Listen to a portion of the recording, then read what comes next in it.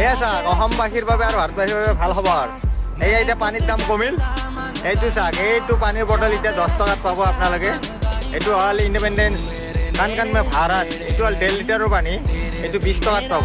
আগতে 10 টকাত আপোনাৰ 500 ml আছিল, এতিয়া 750 ml। এইটো চাওক 750 ml। আৰু এইটো হ'ল আপোনাৰ এইটো চাওক 1.5 লিটাৰ আছে। এইটো 1.5 লিটাৰ আপোনাৰ 20 টকা। ইয়াতে দামটো দেখা পাব আপোনালোকে। এইটো 20 টকা। আৰু এইটো কোম্পানী হ'ল আপোনাৰ ৰিলায়েন্স। এইটো চাওক ৰিলায়েন্স ৰিটেল লিমিটেড।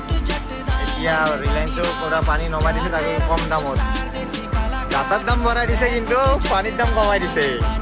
এয়া হ'ল এতিয়া মানুহ আৰু ভালেই হ'ব। এতিয়া আগতে আমি এইটো কিনি আছিলোঁ 10 টকাত, ইমান সৰু পানী বটল 500 ml। এতিয়া আমাৰ 10 টকাত 750 ml পাম। গৰমৰ দিন ভালেই হ'ব, এতিয়া পানীৰ দাম কমিল আৰু।